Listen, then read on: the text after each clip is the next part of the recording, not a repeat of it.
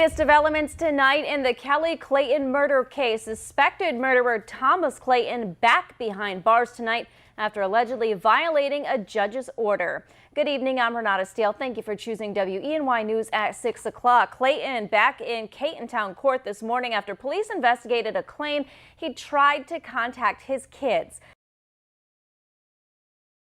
She told her daughter to run.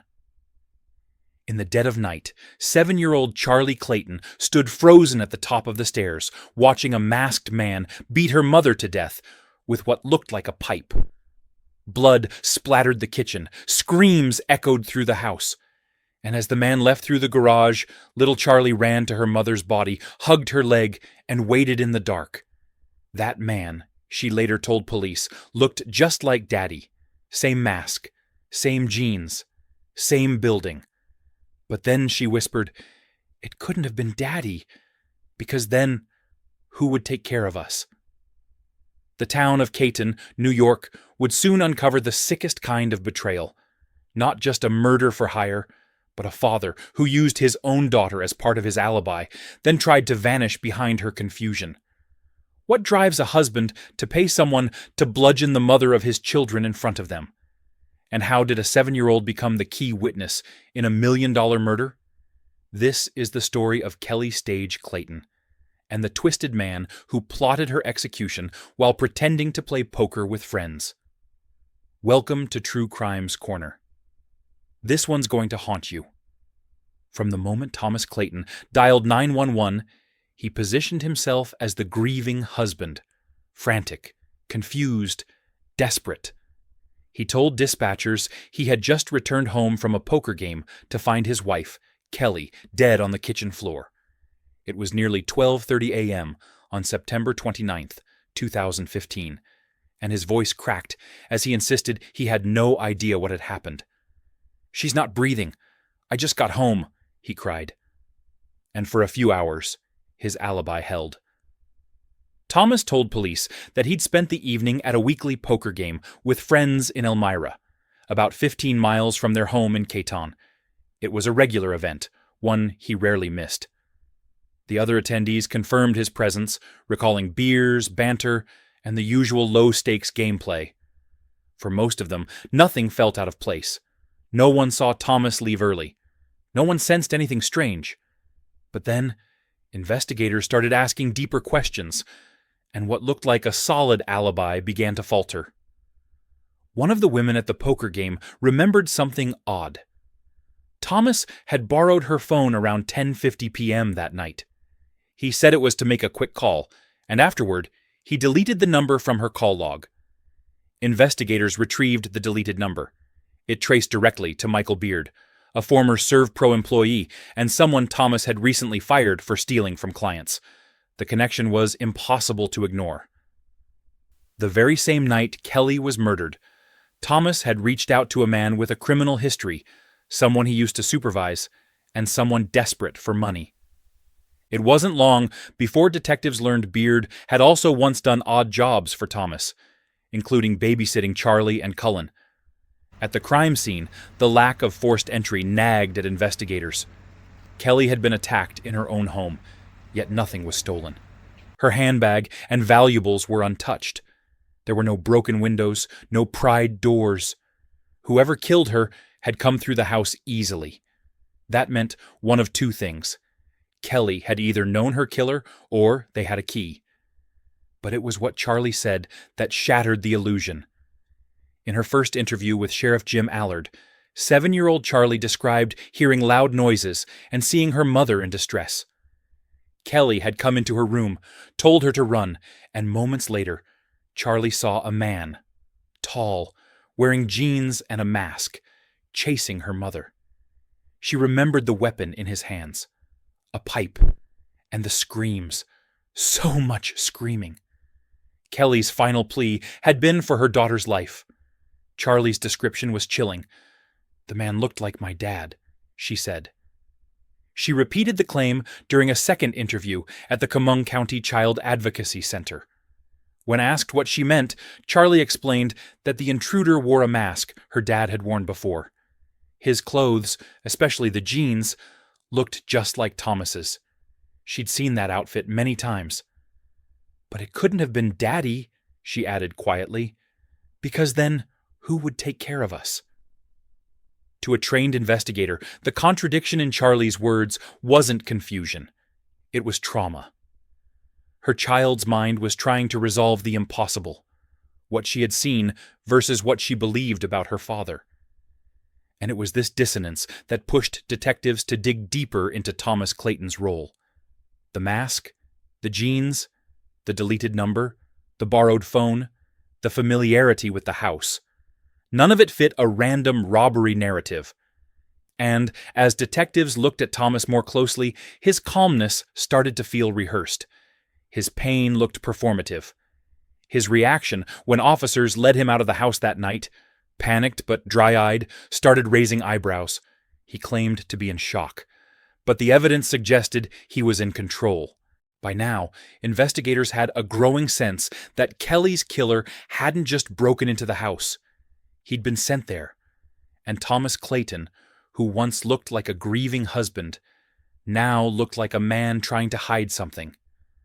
Michael Beard was the kind of man you'd overlook in a small town, quiet, unremarkable, and mostly invisible.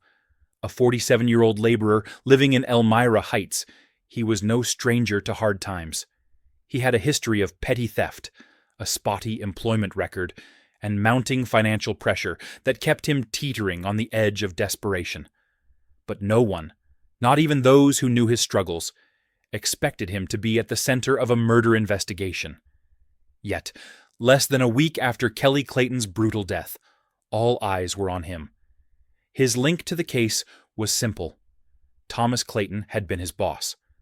Michael had worked for Thomas at ServPro, a restoration company that cleaned up after floods and fires. But the relationship went beyond the workplace. Thomas was also his landlord, and their ties extended to occasional odd jobs. By the fall of 2015, Michael's world was collapsing. He'd recently been fired by Thomas for stealing from clients, and he was facing eviction.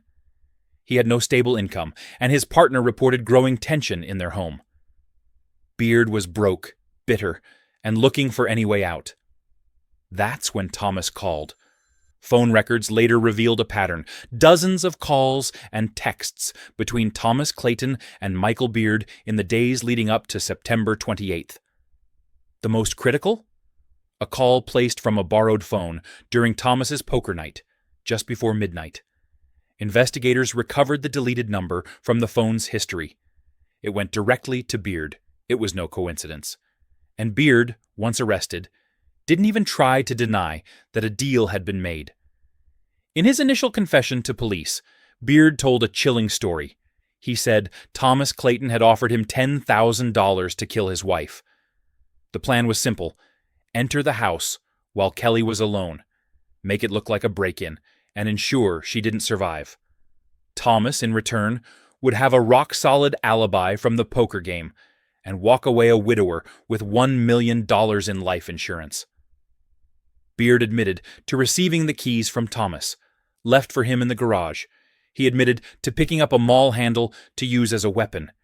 He even confessed that he brought a lookout, Mark Blanford, who stayed in the truck as Beard entered the house. Kelly was asleep when he came in, he said, but she woke up during the attack. She fought back, and the struggle spilled from the bedroom down the hall, ending in the kitchen, where her body was found.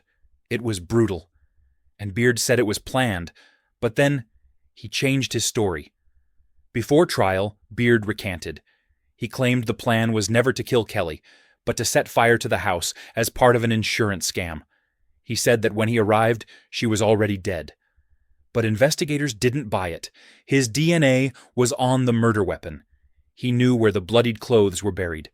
He led police to the spare house keys he tossed into a creek. And a witness, his own lookout, told police that during the drive, Beard muttered the words, "I'm gonna have to kill a bitch." This wasn't an arson job gone wrong. It was an execution carried out for money. With each detail, the murder-for-hire theory gained traction. And as investigators connected the timeline of calls, movements, and evidence, Michael Beard, once invisible, was now unmistakably in the center of a killing that rocked Clayton, New York, to its core. By early October 2015, the case against Thomas Clayton was still circumstantial, but it wouldn't stay that way for long.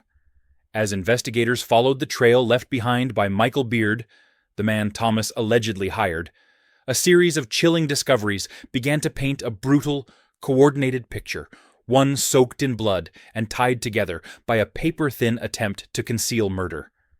The first crack came when Beard confessed.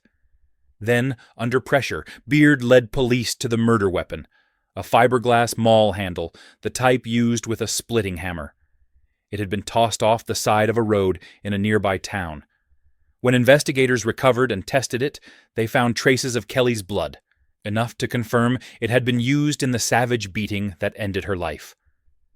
Beard also guided officers to a swamp, where he had hidden the bloody clothes he wore that night. A separate location yielded yet another piece, a set of spare keys to the Clayton home, which Beard had thrown into a creek near his neighborhood in Elmira Heights. The timeline of Beard's movement was supported by GPS and geolocation data. Beard's wife, interviewed by police, said Michael left their house around 11:30 p.m. and returned approximately an hour and a half later, shaken, silent, and alone. Meanwhile, physical signs at the Clayton home told a grisly story. Blood spatter analysis confirmed a violent room-to-room struggle. Kelly had likely been attacked in the bedroom, chased down the hallway, and ultimately killed in the kitchen. Her injuries matched Beard's confession in chilling detail. There was even a hammer-sized hole in one of the walls. It was clear this wasn't a swift or silent act. It was rage. It was deliberate. Beard claimed that after killing Kelly, he was supposed to set her bedroom on fire. The accelerant? Nail polish remover. There was a candle on the nightstand and instructions to soak the area and ignite it, creating the illusion of an accidental fire. But Beard never followed through. Maybe it was guilt. Maybe he panicked. Maybe seeing the children asleep upstairs shifted something in him. Whatever the reason, the fire never happened. Every piece fell into place. Thomas Clayton had built a life that looked, on the surface, enviable. A handsome former hockey player turned businessman, married to a beautiful wife, 2 children, a growing real estate portfolio, and a family home nestled on a quiet road in Clayton. He was a familiar face in the community, attending local events, running a business, laughing at poker games, kissing his children goodnight.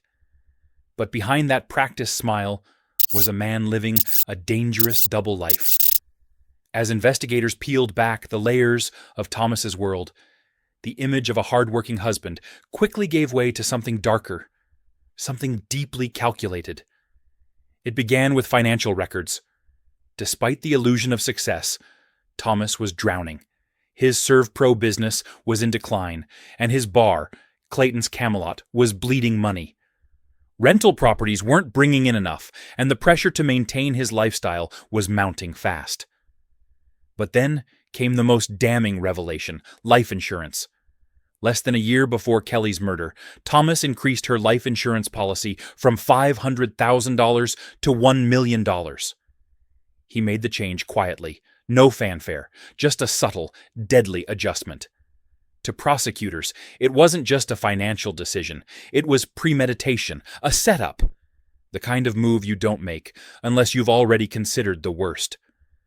But financial gain wasn't the only motive unraveling in the weeks after the murder. One by one, women came forward. Mistresses, flings, affairs that shattered the image of a devoted husband. Among them was a shocking admission. One of the women Thomas had been sleeping with was just 15 years old at the time. Her testimony was haunting, not just for its illegality, but for what it revealed about Thomas's disregard for boundaries, for consequences, and for the people closest to him.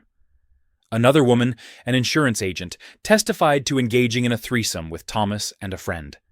She said Thomas spoke openly, almost proudly, about his dissatisfaction with Kelly, calling her lazy, unmotivated, and in the way.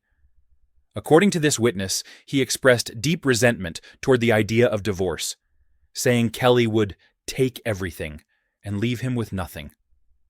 To avoid that, he didn't file for divorce. He simply made plans to erase her. In a moment that stunned even seasoned detectives, one of Kelly's relatives recounted a chilling statement Thomas made during Christmas, the year before the murder.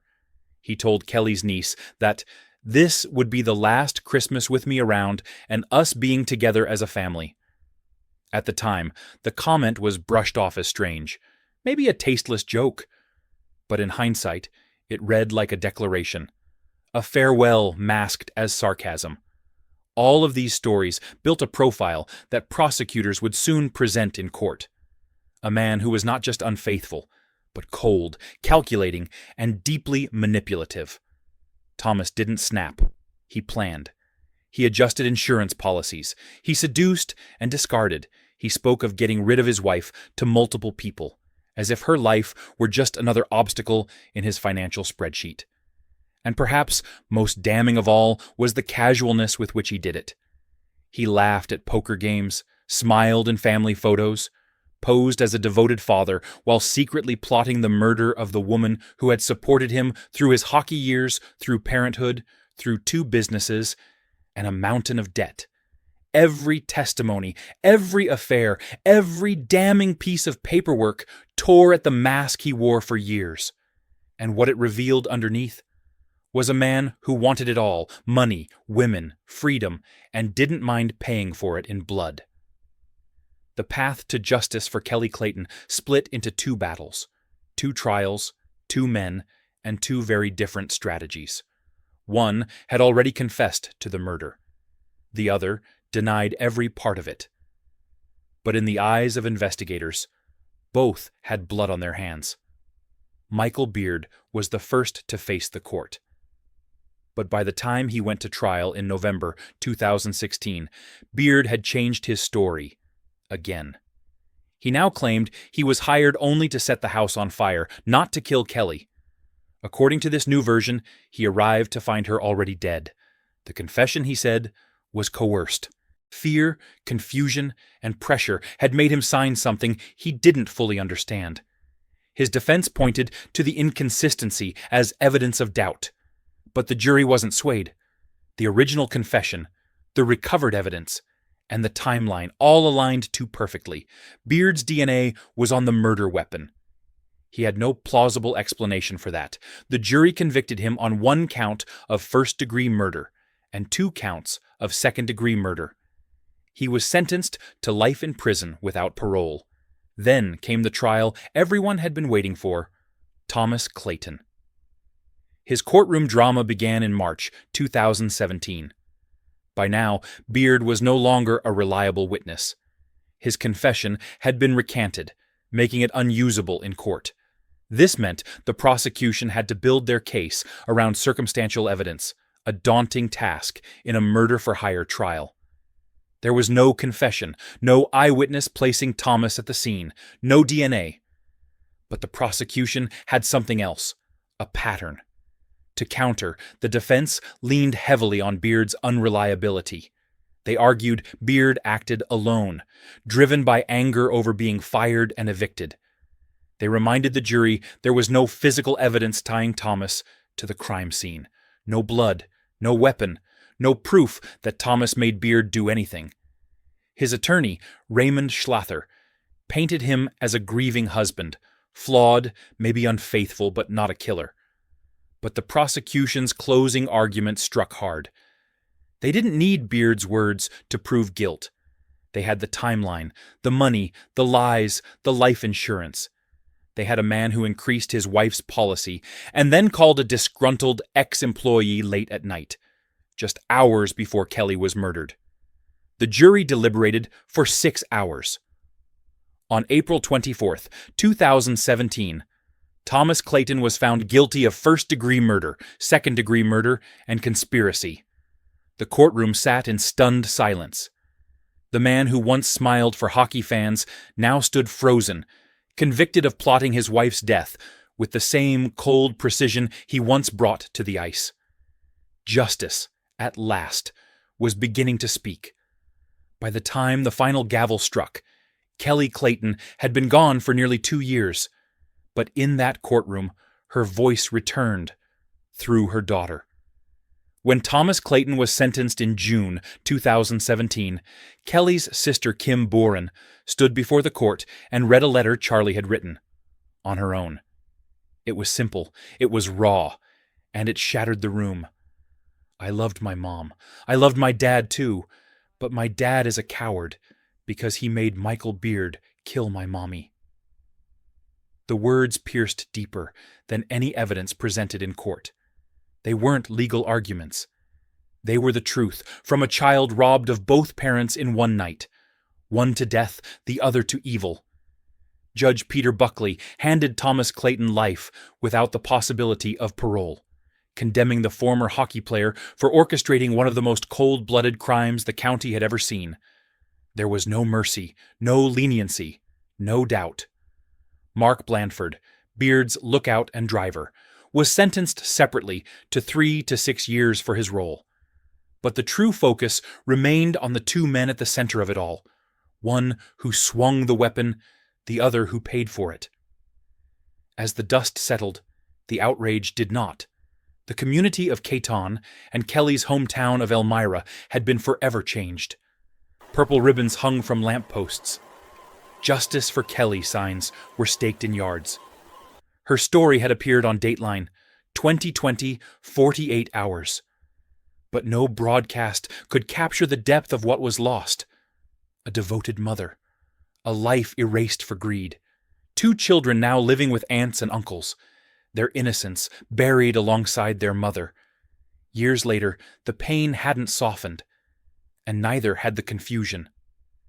In 2022, Michael Beard gave a televised interview from prison on 2020.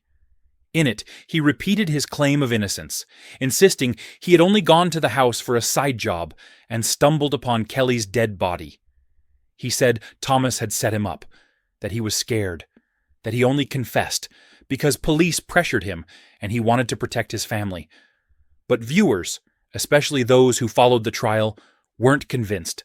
The evidence still stood. Meanwhile, Thomas Clayton's legal team pushed appeal after appeal. They argued Beard was unreliable, that circumstantial evidence wasn't enough, that the media had influenced the jury. But in every court, state appellate, Fourth Department, even the Court of Appeals, the result was the same: denied. Overwhelming evidence. Fair trial. Sentence stands. As of 2025, Thomas Clayton sits behind bars at Sing Sing Correctional Facility. Beard remains at Auburn Correctional. Neither will ever walk free again. There are so many lessons here about trusting your instincts, about the people we surround ourselves with, about the price of ignoring red flags when it's easier to believe the best. But maybe the most important lesson is this: if a child tells you something feels wrong, listen. And now, we turn to you. If you were Charlie, what would you remember most? The screams, the eyes, the betrayal, or the way the world changed forever in one quiet moment? Let us know in the comments. Talk to someone today. Honor Kelly by staying alert, for yourself and for the ones you love. Subscribe. See you in the next video.